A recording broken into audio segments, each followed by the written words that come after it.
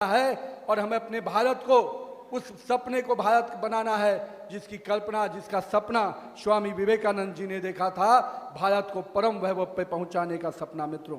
लेकिन मित्रों, मैं आप और आपने यहाँ पर उपस्थित सभी कार्यकर्ताओं से आने वाले वर्षों में भी संघर्ष के लिए आह्वान करने आया हूँ मित्रों।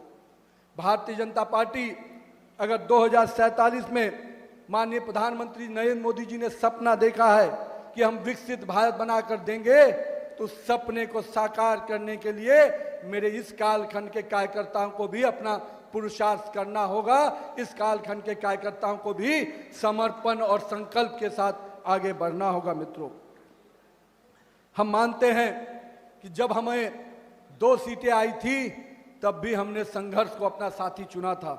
हमने संगठन को अपना मार्ग और संगठन को अपनी ताकत समझ के आगे बढ़े थे और हमें मालूम था कि अगर हम जनता का विश्वास जीतेंगे तो निश्चित रूप से एक दिन भारत की सबसे बड़ी पार्टी और विश्व की सबसे बड़ी पार्टी बनकर उभरेंगे।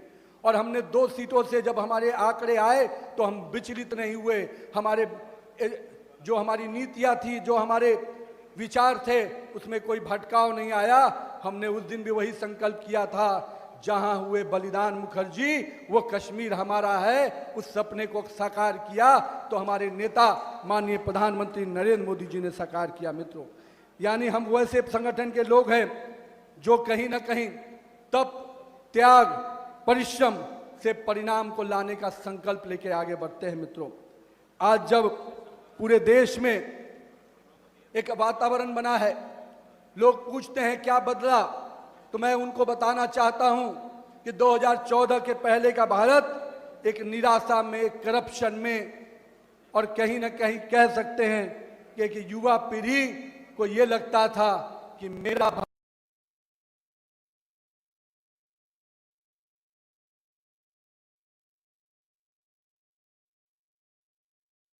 भविष्य कहां जाएगा, मेरे भारत का भविष्य कहां जाएगा। पर आज का युवा, आज के भारत के लोग मान के चलते हैं कि नरेंद्र मोदी जैसा शख्सियत है जो कोरोना में भी, हमको आपदा में भी पूरी चुनौतियों के साथ बाहर निकालने का सक्षम रखता है। विदेशी ताकतें भी अगर हमारे सामने खड़ी होती हैं तो उनको ईंट का जवाब पत्थर देने में क्षमता रखता है।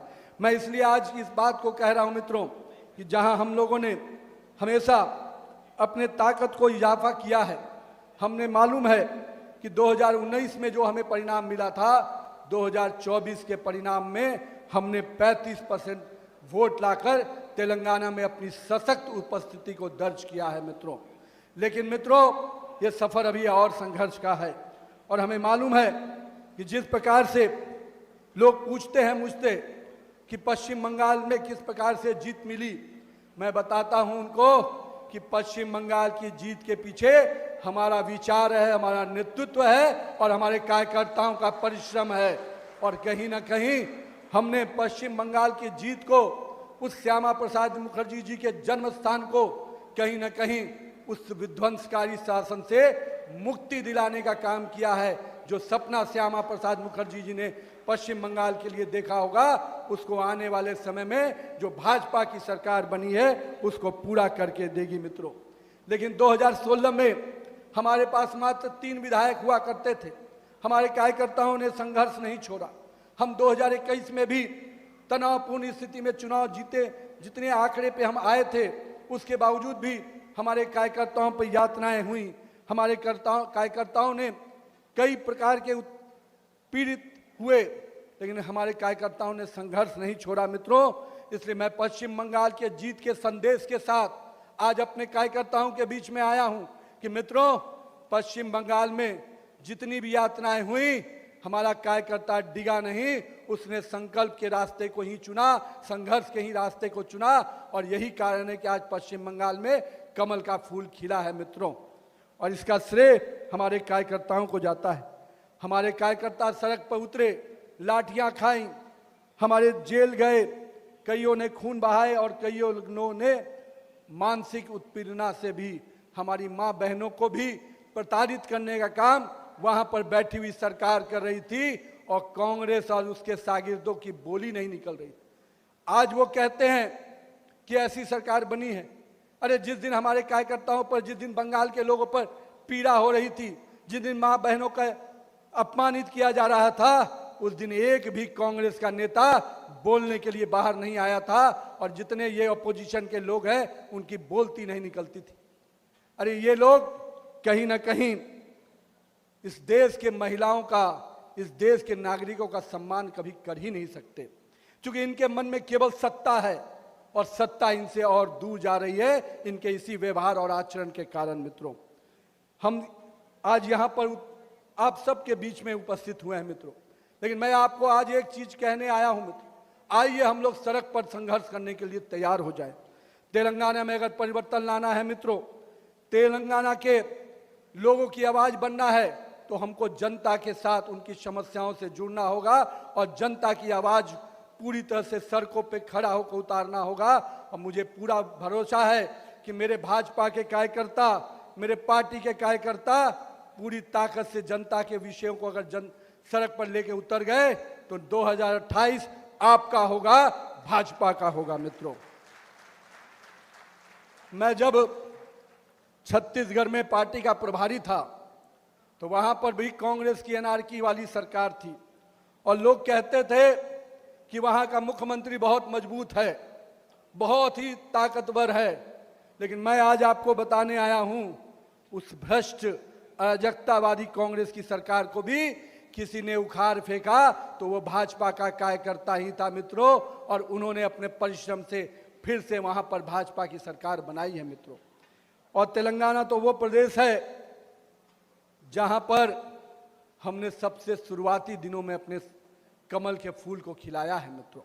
और मैं मानता हूं कि अगर देश में आज पूरे 22 राज्यों में हमारी सरकारें अगर काम कर रही हैं, तो कहीं ना कहीं हमारे पास अपना नेतृत्व जो नरेंद्र मोदी के नेतृत्व में है, उसके साथ आज देश की जनता चलने को तैयार है मित्रों। लेकिन हम केवल कांग्रेस की कमजोरी को चुनाव का मुद्दा नहीं, हम अपने कामयाबी को भी चुनाव का मुद्दा बनाएंगे, क्योंकि पिछले 12 वर्षों में इस देश ने जो बदलाव देखा है, इस देश ने जो परिवर्तन देखा है, हम उन विषयों को भी जनता के बीच में लेके जाएंगे मित्रों। और मैं मानता हूं हमारी सरकार की यूएसपी यही है, हम जो कहते हैं उसको करके दिखाते हैं, और इसीलिए नारा बुलंद होता है, मोदी है तो, मोदी है तो, और नरेंद्र मोदी की गारंटी पूरा होने की गारंटी है, और कांग्रेस की गारंटी कभी नहीं पूरा होने की गारंटी है मित्रों। मैं देख चुका हूं जहां पर हमारी सरकारें रही, हमने जो जो वादे किए उन वादों को पूरा करने का काम हमारी सरकार ने किया। हमने अगर शिलान्यास किया तो उसके उद्घाटन का भी काम हमारी ही सरकार ने किया है मित्रों। लेकिन ये वो लोग हैं जो वादा करते हैं पर भूल जाने के लिए ही वादा करते हैं मित्रों। आज तेलंगाना में भी जिस प्रकार से माननीय प्रधानमंत्री के नेतृत्व में, नरेंद्र मोदी जी के नेतृत्व में सरकार चल रही है, उन्होंने तेलंगाना के किसानों की भी चिंता की। आज 30 लाख से अधिक किसान पीएम किसान सम्मान योजना का लाभ पा रहे हैं।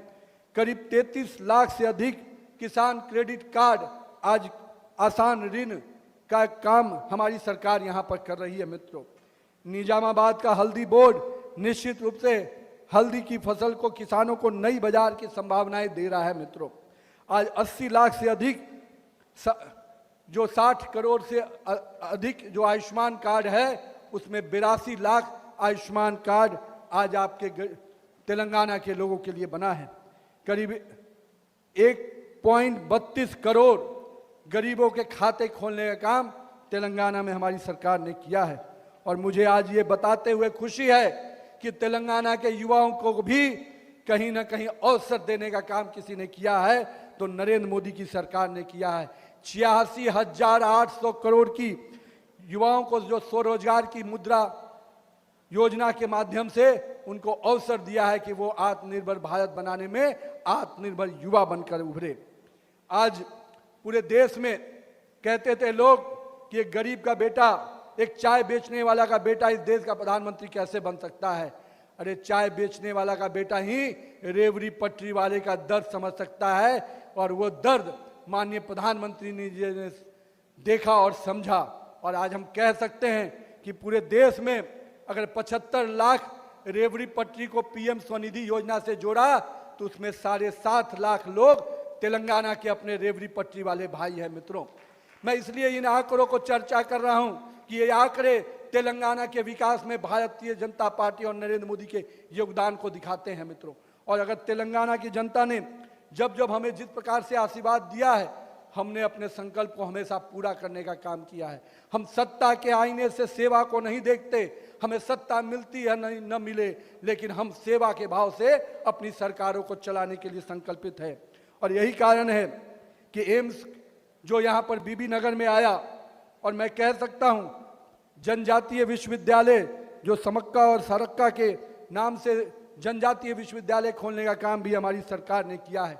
आज करीब 23 से अधिक एकलव्य विद्यालय यहाँ पर चल रहे हैं जो हमारी आदिवासी भाई बहनों को उनके शिक्षा के स्तर को सुधारने के लिए चल रहे हैं। मैं आज इसलिए इन बातों की चर्चा कर रहा हूँ। एक ऐसी सरकार है जो पिछले 3 वर्षों में हम कह सकते हैं कि 3 वर्षों में 6 गारंटी देने के बाद एक भी गारंटी पूरा नहीं करती, और सोई हुई सरकार को निश्चित रूप से हमें उखाड़ फेंकना है मित्रों। हमें मालूम है कि अगर हम उनसे ये सवाल पूछेंगे कि बेरोजगारी भत्ता मिला कि नहीं मिला, आपने महिलाओं को जो आर्थिक सहायता देने का वादा किया था वो किया कि नहीं किया, तो मुझे मालूम है उनका जवाब नहीं आएगा। उनके पार्टी के नेता केवल दरबार सजाने में रहते हैं। कांग्रेस को यहाँ का एटीएम बनाकर दिल्ली के दरबार सजाते हैं।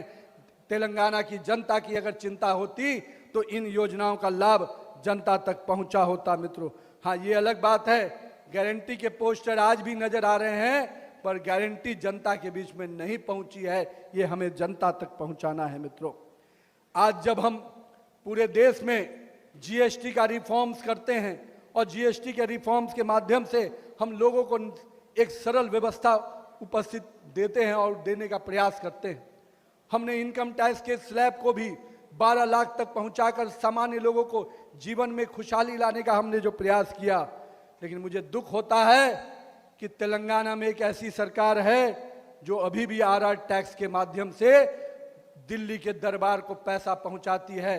और ये तेलंगाना का जो ये आरआर टैक्स है, इसको निश्चित रूप से तेलंगाना की जनता का जो मेहनत और परिश्रम का पैसा है वो आरआर टैक्स में नहीं जाएगा। हम उस सरकार को ही उखाड़ फेंकेंगे जो इस प्रकार के टैक्स के माध्यम से हमारे लोगों की शोषण करने का काम करता है। मित्रों, हम लोगों ने अपनी लड़ाई को तय कर लिया है। सड़क से लेकर सदन तक इस सरकार को घेरेंगे और इस सरकार की उल्टी गिनती निश्चित रूप से आज से ही शुरू हो गई है मित्रों। भारतीय जनता पार्टी ये तय करेगी जितने पैसे का काम और कारनामे जो ये सरकार दिखा रही है उसका एक एक रुपये का हिसाब हमारा कार्यकर्ता लेगा। इस बात के लिए आप सब तैयार हो जाइए मित्रों। हम लोगों ने देखा यहाँ पर एक भ्रष्टाचारी सरकार को जिस प्रकार से बीआरएस की सरकार चली, भ्रष्टाचार और परिवारवाद से ऊपर नहीं उठ पाया और पूरा समय उनका उसी में बीता। हमें ध्यान में होना चाहिए कालेश्वरम का घोटाला जो निश्चित रूप से बीआरएस को उसकी अंतिम पायदान पर पहुंचाने के लिए काफ़ी हुआ, लेकिन मित्रों जो अगली सरकार बनी उसने भी उसी परंपराओं को जारी रखा, क्योंकि ये कांग्रेस की पुरानी परंपरा रही है। और हम तो कहते हैं कांग्रेस करप्शन ये दोनों पर्यायवाची है, और मैं मानता हूं कि आज क्रिमिनलाइजेशन ऑफ पॉलिटिक्स भी कांग्रेस का पर्यायवाची बनते जा रहा है मित्रों। जिस प्रकार से देश के टुकड़े करने वाले गैंग को, देश को नापाक इरादे को पहुंचाने वाले गैंग को जिस प्रकार से कांग्रेस का समर्थन मिलता है, मैं मानता हूं कांग्रेस करप्शन और क्रिमिनलाइजेशन ऑफ पॉलिटिक्स के लिए जानी जाएगी मित्रों। और कहीं ना कहीं हाल ही में मुझे मालूम हुआ जो रिवर फ्रंट का नाम से, मूसी रिवर फ्रंट के नाम से जो एक योजना आई है, उसमें भी कांग्रेस ने अपनी परंपरा के तहत लूट का बाजार लगा दिया है मित्रों। लेकिन हम आपके माध्यम से कांग्रेस की सरकार को स्पष्ट रूप से चेतावनी देते हैं कि जो पैसा आप यहाँ की जनता का पैसा, यहाँ के लोगों का मेहनत का पैसा आप राहुल गांधी के विदेश यात्रा में खर्च करते हैं,